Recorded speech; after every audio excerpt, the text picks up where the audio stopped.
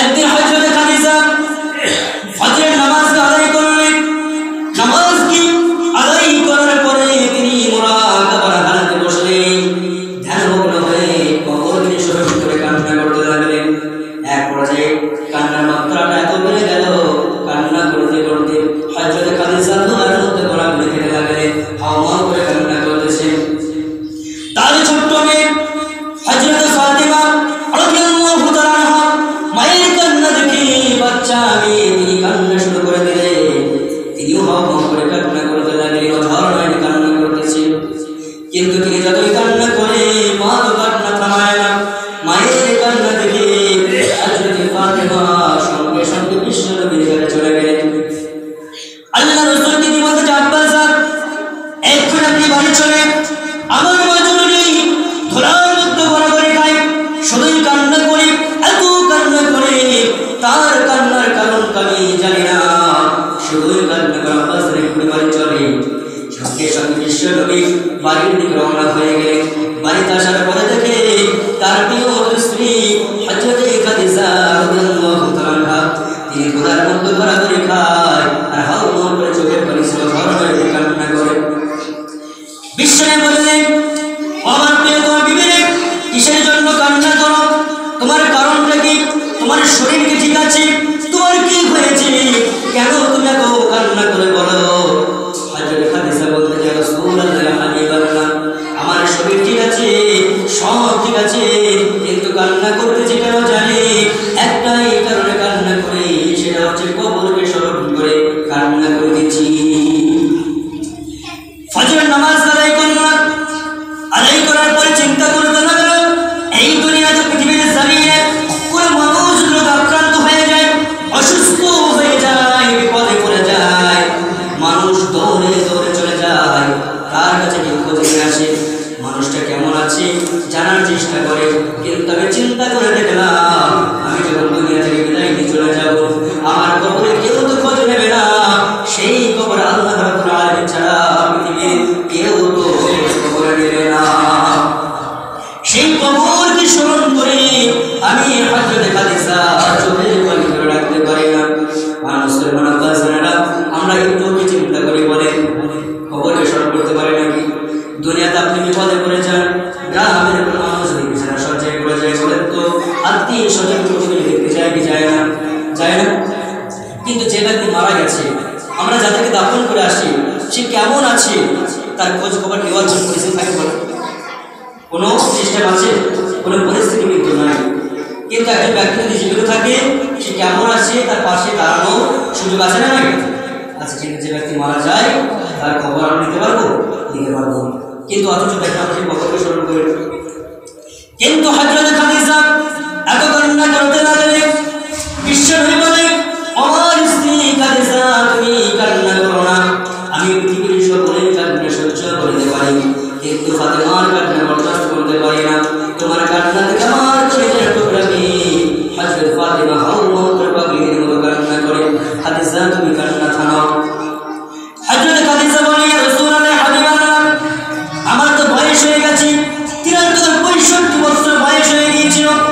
ইয়া রাসূলুল্লাহ, ইয়া হাবিবাল্লাহ হুজুর, আমি চিন্তা করেছি আমার মনে হচ্ছে বেশিক্ষণ দুনিয়ায় থাকবো না।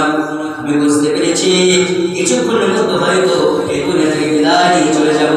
ইয়া রাসূলুল্লাহ, ইয়া হাবিবাল্লাহ হুজুর, তার আগে আপনার কাছে আমি কয়েকটা আবদার করবো, কয়েকটা জিনিস চাইবো, কয়েক ওসিয়ত করবো, আপনি আমার আবদার পুরা করবেন কিনা বলে। আল্লাহ রাসূল বললেন, আমার প্রিয় স্ত্রী গো, তোমার কি চাওয়া, কি তোমার আবদার আমাকে বলো।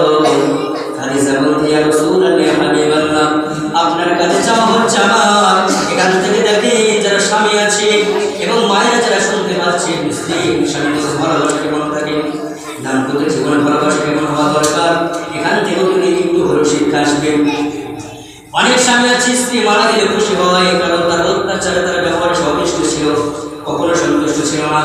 আমার স্ত্রী আছে না নাই, স্বামীর খেদমত করে না, স্বামীর দেখাশোনা করে না। আবার এমন স্বামী রয়েছে কোথায় কোন স্ত্রী থেকে প্রহার আছে না নাই, আছে না? মদ্যপান স্ত্রী থেকে মারধর করে, বাহাদুরি দেখায়, শক্তি দেখায়, বাহাদুরি দেখায়, আছে না নাই? কিন্তু আল্লাহ রাসূলকে বলতেছে আমার স্বামী গো আপনার সঙ্গে দীর্ঘ কয়েক বছর সংসার করো না এই সংসার করাকারী হয়তো আপনার মনে ব্যথা দিয়ে কথা বলেছি হয়তো আপনাকে কষ্ট দিয়ে কথা বলেছি আমার স্বামী গো যদি আমার দ্বারা কখনো আপনাকে ব্যথা দিয়ে কথা বলে থাকি কষ্ট দিয়ে থাকি আপনি আমাকে আল্লাহর রাস্তায় ক্ষমা করে দিন যখন এই কথা বলেছি আমার রাসূল বলতেছে প্রিয়তমা বিবি এই কথা কেন বলো কারণ আমি এমন একজন নবী আমার তো প্রথমে আব্বা ছিল না মা ছিল না একজন নবী তোমার তো সব কিছু ছিল তুমি আমার বাড়িতে এসেছিলে ঠিক মতো তোমাকে দুই বেলা পেট ভরে খাবার দিতে পারি নাই ভালো কাপড় দিতে পারি নাই আমার প্রিয় তোমার বিবি গো আমি স্বামী হিসাবে যদি তোমার হক যদি আদায় করতে না পারি ঠিক মতো তোমার হক আদায় করতে পারি নাই তুমি আমাকে আল্লাহর রাস্তায় ক্ষমা করে দাও কারণ কিয়ামতের দিন আমাকে দোষারোপ করো না এক অপরের কাছে স্বামী স্ত্রীকে ক্ষমা চেয়ে নিতে এবং ভালোবাসা থাকে এরপরে খাদিজা বললেন ইয়া রাসূলুল্লাহ হাবিবাল্লাহ দুই নম্বর আবদার হচ্ছে আমি যখন মারা যাব আমার জানাজা আপনি নিজেই পড়াবেন আপনি নিজেই জানাজা পড়াবেন তিন নম্বর হচ্ছে আমার কাফনের কাপড়টা যেন আপনার একটা জুব্বা মুবারক হয়ে যায় চার নম্বর চাওয়া হচ্ছে যখন আমাকে দাফন করে দিয়ে সমস্ত সাহাবায়ে কেরাম চলে আসবে কিন্তু আপনি কবরের পাশে আপনি কিন্তু আসবেন না এই কথা যখন বললেন আল্লাহ রাসূল বলেন খাদিজা তুমি থামো অবশ্যই বরণ করব এত কান্না করো না হযরত খাদিজা বললেন আমার সময় প্রায় হয়ে আসছে আমি হয়তো বেশিক্ষণ দুনিয়ায় নিয়ে থাকবো না এক পর্যায়ে দেখা গেল ভাইয়া বাজারে থেকে আসে মানুষ আসছে যেহেতু আর এমনিও আছে তিনটা জায়গায় ফাঁকা রাখতে নেই জানেন ওইটা বেশি দিচ্ছি না যেখানে দোয়ার রয়েছে কোরআন আলোচনা হয় সেখানে ফাঁকা রাখতে নেই স্বামী স্ত্রীর মধ্যখানে ফাঁকা রাখতে নেই এবং নামাজের বাতাসও ফাঁকা রাখতে নেই ঠিক আছে আসে এই আলহামদুলিল্লাহ তো দেখেন এক পর্যায়ে হযরত খাদিজা রাদিয়াল্লাহু আনহা কলেমা পড়ে এক পর্যায়ে বিদায় নিলেন কথা সংক্ষিপ্ত করে আরো শিক্ষামূলক আলোচনা করতে যে বিষয় নিয়ে আলোচনা সেটা কমপ্লিট হবে যে এক পর্যায়ে খাদিজা যখন মারা গেলেন আল্লাহর রাসূল খাদিজার ওয়াদা অনুযায়ী কথা অনুযায়ী তার চাওয়া অনুযায়ী নিজে নিজে জানাজা পড়ালেন তার কাফনের কাপড়টা নিজে জুব্বা মুবারক দিয়ে দিলেন এরপরে এক পর্যায়ে হযরত খাদিজা রাদিয়াল্লাহু আনহাকে দাফন করা হলো দাফন করে দিয়ে সমস্ত সাহাবায়ে কেরাম চলে এসে রাত্রি প্রায় গভীর হয়ে যায় কিন্তু আল্লাহর রাসূল আসেন না রাত্রি যখন গভীর হয়ে গেল হযরত খাদিজার ইন্তেকাল হয়ে গেল দাফন করা হয়ে গেল সমস্ত সাহাবায়ে কেরাম চলে আসলেন কিন্তু নবীজি তিনি কিন্তু আসেন না রাত্রি যখন গভীর হয়ে গেল বিশ্বনবী কবরের কাছে বসে বসে ফুঁকে ফুঁকে কান্না করে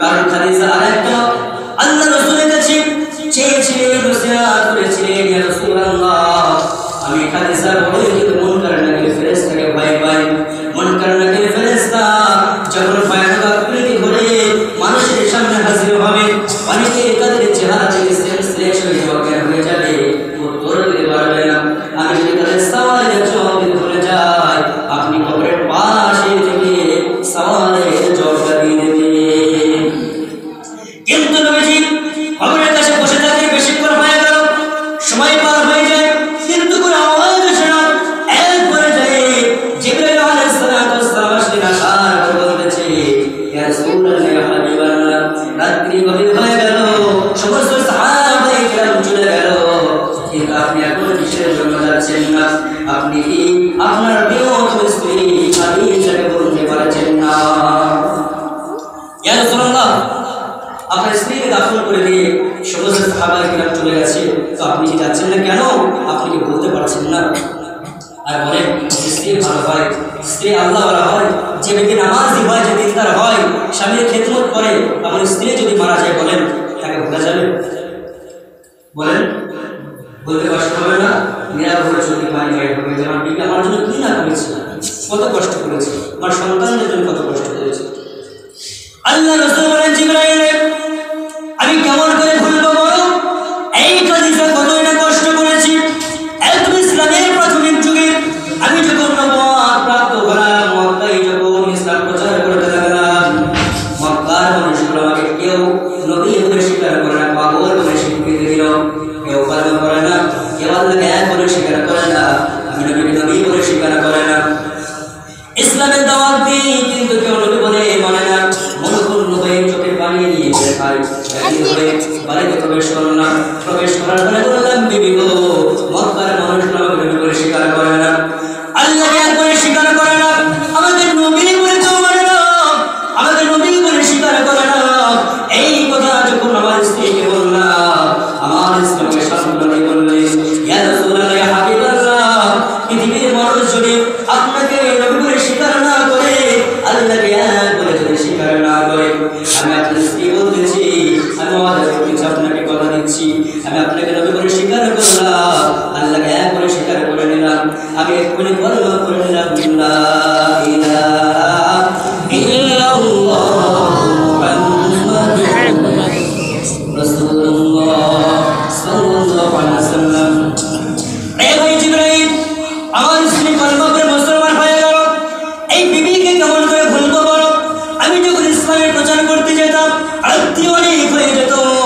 গভীর রজনীতে যখন বাড়িতে প্রবেশ করতাম, প্রবেশ করার পরে শুধু দরজায় একটা আওয়াজ দিয়েছে, নক করে আওয়াজ দিয়েছে, বলেছে, খাদিজা দরজা খুলে দাও।